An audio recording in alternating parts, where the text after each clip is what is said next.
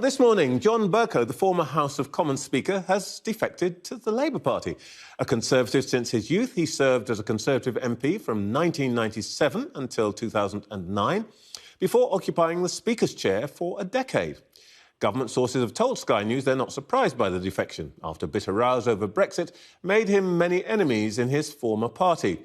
Well, for his first TV interview about the decision, I'm joined here in the studio by John Bercow. Trevor, good morning to you. Good morning. 25 years, it's a long time. Why leave now, after all that time? Well, I was a member of the Conservative Party for 29 years, but Robert Buckland spoke truer than he knew when he said that I left the Conservative Party a long time ago. Let's be crystal clear, explicit and accurate, Trevor. I became Speaker on the 22nd of June 2009, and that evening, in conformity with convention, I wrote to the then chairman of the Conservative Party, Eric Pickles, to tender my resignation as a member of the Conservative Party. Why? Because the Speaker does not belong to, is independent of, separate from, unconnected with, expressing no support for or opposition to any political party. That's a different decision. You could have rejoined when you stepped down as Speaker 18 months ago. Why didn't you? I could have rejoined the Conservative Party. I didn't have the slightest desire to do so, and I want to be fundamentally clear and for there to be no dubiety about this. As I said yesterday to an Observer journalist, my values are left of centre. I do not identify with the Conservative Party. And I think that in British politics, you've just heard from Ed Davey, most people still see it as principally a choice between the Conservative Party and the Labour Party.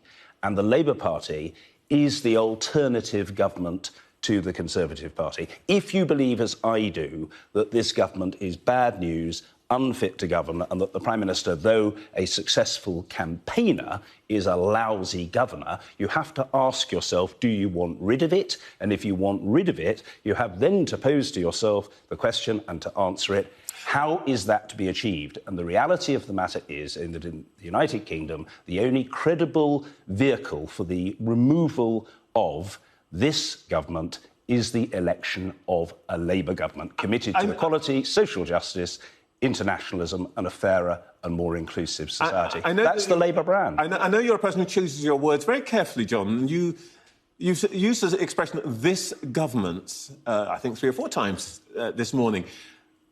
At what point did you decide you couldn't be a Conservative? Was it when the Conservative Party was taken over by Boris Johnson, or was it something that changed in you? No, it was something that changed in me. And I think... Oh, so it's not Boris Johnson? I owe it to myself and to you and to everybody else to be on the record about it and for there to be no uncertainty. So if you're saying to me, is it principally about Boris Johnson, the honest answer to that is no. And in fact, there has been, I think, already some confusion and misrepresentation of that point. It's not personal against Boris Johnson. I do think that he is someone who has only a nodding acquaintance with the truth in a leap year, and I think that the utter contempt with which he has treated Parliament is lamentable, and I think it has exacerbated the very strong feelings of resentment towards him, because I think a lot of people feel that's not the way to behave. Telling the truth in and to Parliament matters, circumventing Parliament is wrong, treating Parliament with disdain is objectionable. But no, I have over a long period evolved my political thinking. I wasn't a member of a party throughout my tenure as Speaker, because it would have been quite wrong to be. I didn't take a view. I sought to facilitate the House of Commons to express its view and all individual members to put their points across, because that's the responsibility of the Speaker. Now I'm a private citizen, as Robert Buckland says. I'm entitled to take a political view, and my view is a left-of-centre view. I identify with Labour values, Labour principles, Labour policies. I'm going to come to Labour in a second, but you've used the words xenophobic, nationalistic. You have just said some, let's say, less than fond things about Boris Johnson. It's the party you don't like, isn't it? And you don't like Conservatives anymore. Well, I don't dislike individual Conservatives. I have still a number of Conservative friends, and I can admire and respect very much, Trevor, people across the political spectrum with a vast miscellany of different views on the understanding that they're honest and principled and standing up for the principles in which they believe. So it's not a question of personalities, it's a question of the issues. But if you say, do I like the Conservative Party, the answer is no. And I'm absolutely clear that I am not, these days, a Conservative. So it's not about Boris Johnson. As Tony Benn used to say, it's not about personalities, it's about policies. All right. You know what they're saying, aren't they? Boris Johnson didn't give you a peerage, and Keir Starmer will. No. That up. Well, I can answer that very simply. I've had absolutely no discussion whatsoever, either with Keir Starmer or any other member of the Labour leadership about that matter. There has been no barter, no trade, no deal whatsoever. And if I may very politely say so, and I do, the people who make what they think is that potent and coruscating criticism of me are operating according to their own rather low standards. Let's deal with the issue rather than impugn people's motives. It's got nothing to do with that whatsoever. Right. Before we leave that, Leader of the Opposition conceivably might be watching this programme. It might be occurring to him right now, I must bring up John and offer him a peerage. If he were to do that, what would you say? Well, I think there's a lot to be said, Trevor, for the old Willie Whitelaw adage. Personally, I think it is best to cross bridges only when one comes to them. It isn't in my mind. It's not part of the game plan. I haven't discussed it. I'm not waiting for it. What I'm motivated by is a commitment to equality, social justice and internationalism, I believe absolutely passionately. And these are the issues that, on levelling up, the government mouths the mantra, but it doesn't know the meaning of the mantra. If you look at the recent record, the government's own education czar said £15,000 million is needed to level up, and the government has offered less than 1/10 of that. Let's focus on the issues. Slashing the aid budget, it's wrong. It's objectionable. It's utterly shameful. We talk about these things a lot on this programme, but, you know, we have the excitement of having you here this morning. So let's talk about you. With pleasure. It could be said that this is a typical Bercow grand gesture to avoid speculation as part of your legacy of the criticism of you as presiding over a culture of bullying in the Houses of Parliament. How do you respond to that? That this is not really what you're about. What you're really trying to do is to bury all of that. I'm not trying to bury anything.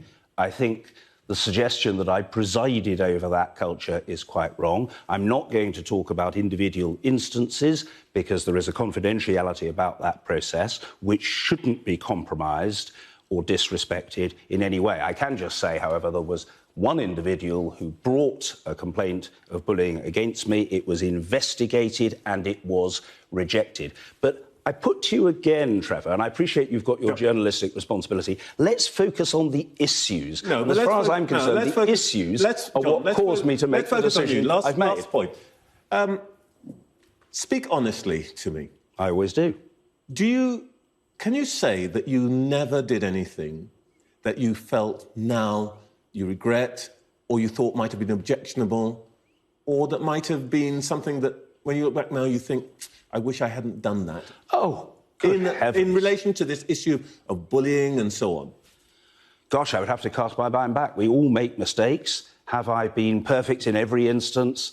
Can I say that, with the benefit of hindsight, I'd never have done something differently? Of course I couldn't. But I come back to the central proposition. One has, as a private citizen, the right to make a judgment about which political parties to support. I believe, in terms of values, the Labour Party is preferable to the Conservative Party. And as far as Keir Starmer is concerned, I don't know whether he's going to make it politically or not. But I think he's an honest, decent, intelligent person who has come into politics as the continuation of public service. And the real issue, in my mind, is who has the vision of a more equitable society? Who thirsts to deliver social mobility? Well, who wants to better the lot of people less fortunate than a political leader? On that calculus, Keir Starmer is vastly preferable to Boris Johnson. You've talked about Labour's values and policies. I have to confess, I've been doing this programme for some weeks now. I've yet to drag anything that looked like a policy out of a Labour spokesperson. What is a policy or value that you think Labour has that really offers this vision? I'll give you two examples, one domestic and one international. A domestic commitment to levelling up and the proper funding of education so that those who have been dramatically damaged as a consequence of the pandemic have the chance to recover. That's the first example. And the second example, which speaks to the DNA of a progressive party, is that the Labour Party thinks it is utterly wrong and immoral to slash the aid budget, cutting provision for the poorest and most destitute people on the face of the planet who don't live on $1 a day. They exist on $1 a day. That is wrong. Period. I'm afraid I have to ask pretty much everybody who has experienced government and been seen in the Conservative Party this today. Matt Hancock, completely useless or what?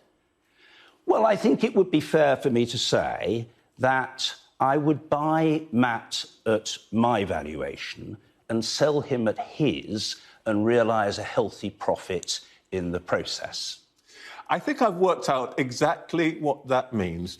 Well, we'll see how Hancock's fare. Thank you very much, John Bercow. Trevor, thank you very much indeed. Good morning to you. Morning.